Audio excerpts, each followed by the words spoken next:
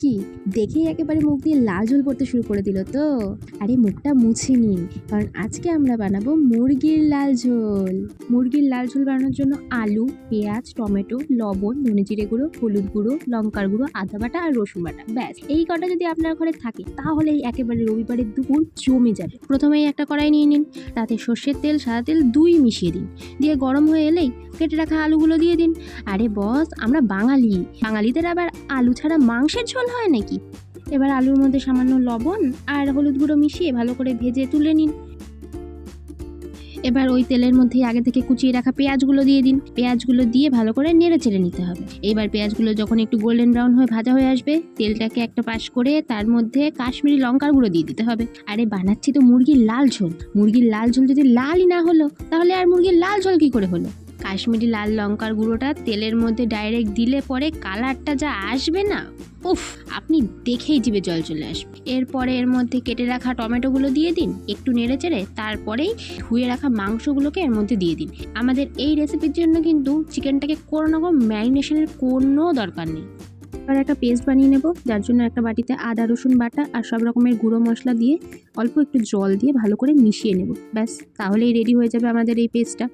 এই রেসিপিটা কিন্তু শুধুমাত্র রবিবারের দিন বলে নয়, আপনারা যে কোনো অনুষ্ঠানে, কিন্তু আপনাদের কাছে সময় কম, চটজলদি বানানোর জন্য একদম পারফেক্ট একটা রেসিপি। আর আপনারা কি মনে করছেন জিম করি আমরা কি করে এসব খাবো?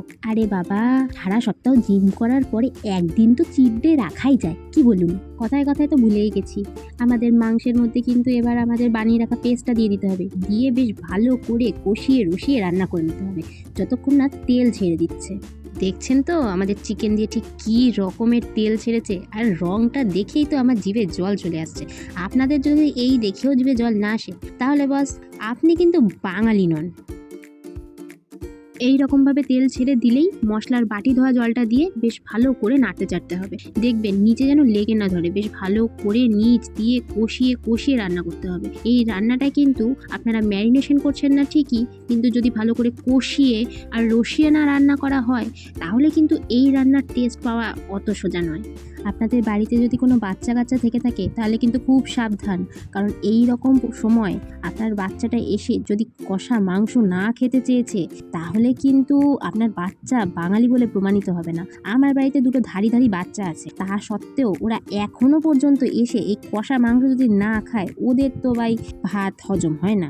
অনেক তো কষালেন, এবার এর মধ্যে জল দিয়ে দিন। আপনারা কিন্তু একবারে বেশি জল দিয়ে দিতে যাবেন না, যদি মনে করেন একটু ঘন ঘন রাখতে চান তাহলে একটু অল্প জল দেবেন, আর যদি মনে হয় ট্যালে ঝোল করে খাবেন তাহলে একটু বেশি করে জল দিয়ে দেবেন। দিয়ে কিন্তু অনেকক্ষণ চাপা দিয়ে ফোটাতে হবে। তাই বাবু আপনারা কিন্তু বুঝে পরে তারপরে জল দেবেন।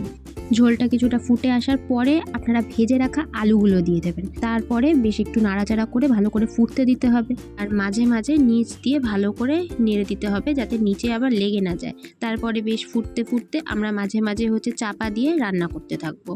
আমি কিন্তু মিডিয়াম টু লো ফ্লেমে ঢাকা দিয়ে রেখেছিলাম, তারপর ঢাকনা খুলে আমি একটুখানি নাড়াচাড়া দিয়ে নিয়েছি, তারপরে ওপর থেকে গরম মশলা ছড়িয়ে দিয়েছি। আপনারা চাইলে শাহি গরম মশলা বা যেটা আমরা রেগুলার রান্নাতে ইউজ করে থাকি সেই গরম মশলাও ব্যবহার করতে পারেন। ব্যাস, এবার গরম গরম ভাত আর স্যালাডের সাথে সার্ভ করুন। এই খেলে আমি গ্যারান্টি দিয়ে বলতে পারি রবিবারের দুপুর আপনার একদম জমে যাবে। আপনি যদি এই স্বাদ মিস করেছেন পরে কিন্তু বাপু আমাকে দোষ দিতে আসবেন না। যাচ্ছেন কোথায়? ভিডিওটা ভালো লেগে থাকলে একটুখানি লাইক আর সাবস্ক্রাইব করে পাশে থাকতে ভুলবেন না কিন্তু।